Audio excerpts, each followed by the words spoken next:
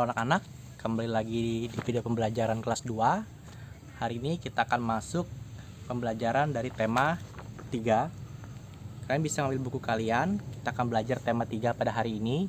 Kemarin kalian sudah belajar, atau minggu lalu kalian sudah belajar tentang subtema 1.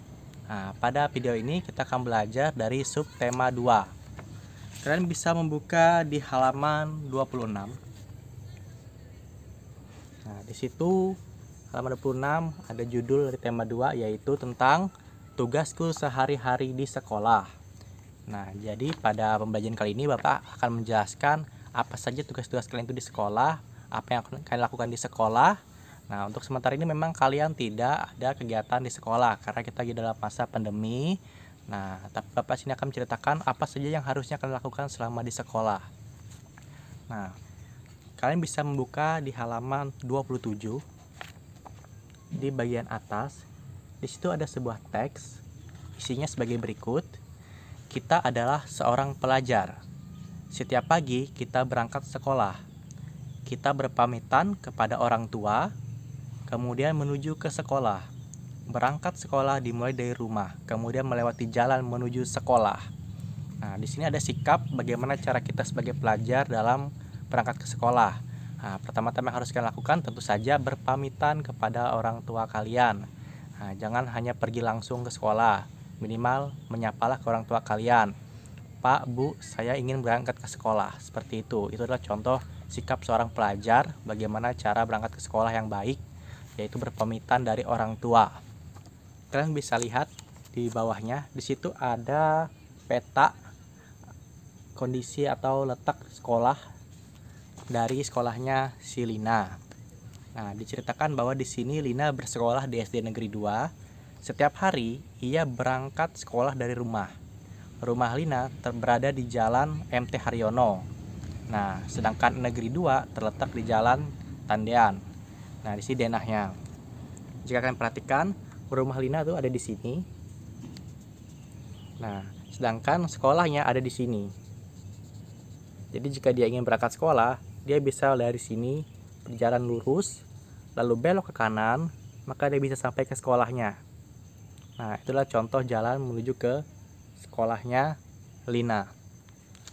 Topik inti dari cerita ini adalah dia menjelaskan bagaimana cara kita sampai ke sekolah atau lokasi sekolah kita. Nah, seperti yang kalian tahu, kalian bersekolah di SDS Bina Bangsa 02. Nah, kita ini lokasinya ada di PT KKP 1. Itulah lokasi sekolah kita. PT KKP 1 ini atau sekolah kita ini terletak di Kecamatan Telawang. Nah, kita berada di Kecamatan Telawang, di mana itu ada di Kabupaten Kota Waringin Timur dan ada di Provinsi Kalimantan Tengah. Nah, Bapak harap kalian harus ingat di mana lokasi sekolah kita. Jadi jika orang bertanya, lokasi kalian di mana atau sekolah kalian di mana, jangan cuma menjawab di KKP 1 karena orang tidak tahu, orang dari luar tidak tahu KKP 1 itu di mana. Kalian harus menjelaskan nama desanya atau nama kecamatan atau mungkin nama kabupatennya agar orang tahu. Nah, kita itu dekat dengan Simpang Sebabi. Nah, biasanya orang dari luar itu tahu kondisi Simpang Sebabi atau letaknya. Jadi orang bisa membayangkan di mana letak sekolah kalian. Nah, itulah contoh bagaimana jika kalian ditanyakan di mana lokasi dari sekolah kita. Lalu yang berikutnya kalian bisa ke halaman 28. Di halaman 28 itu menjelaskan gerak dasar tari. Nah, gerak dasar tari ini bisa kalian praktekkan di rumah untuk melakukan gerakan-gerakan tari.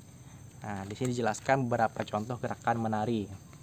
Di awal itu di gambar kiri ada gerakan kaki berjalan di tempat, lalu kedua tangan melenggang perlahan dan kepala seirama gerakan tangan.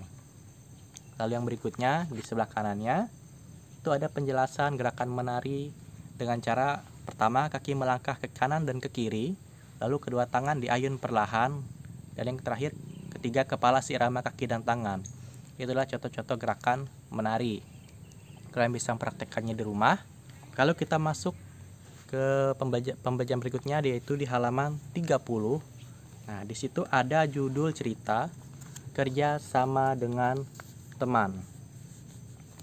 Dalam cerita itu, ini masih tentang Silina.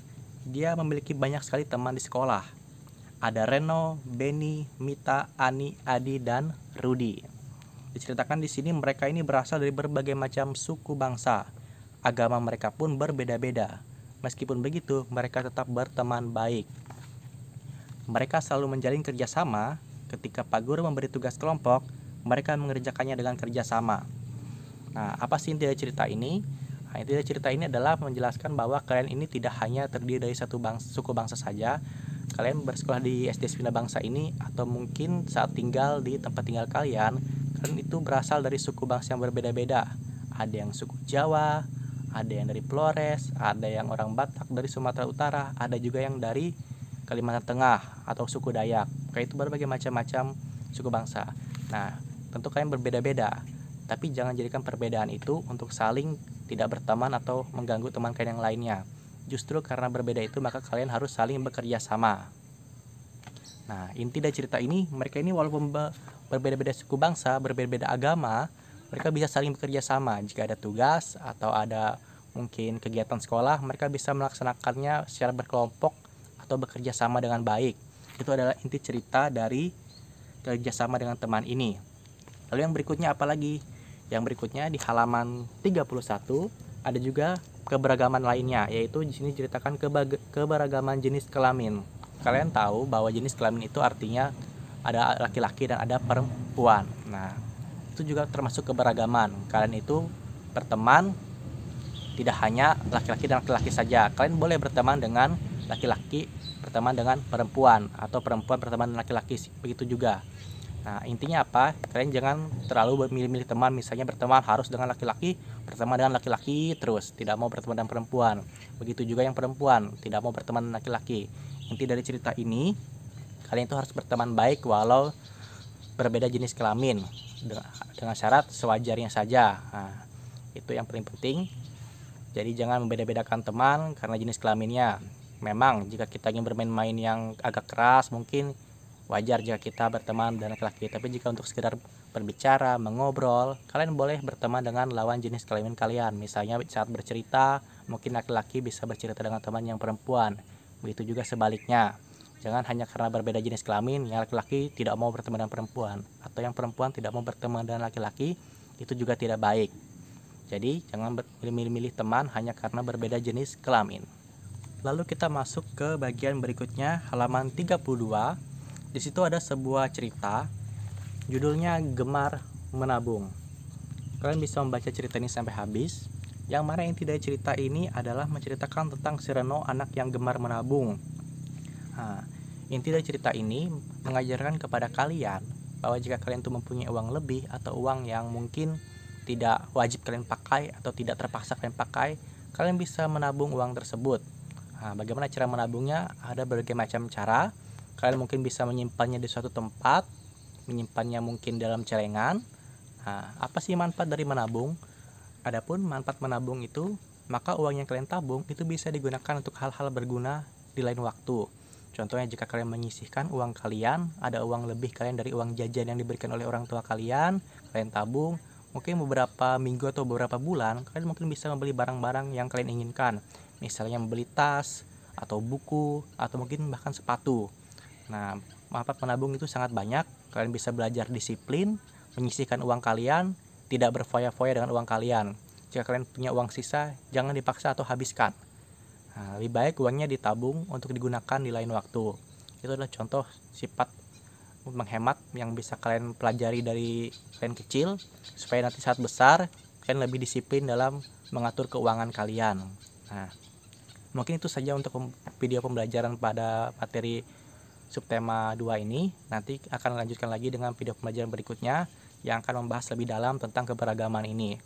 Nah, sampai jumpa di video pembelajaran berikutnya.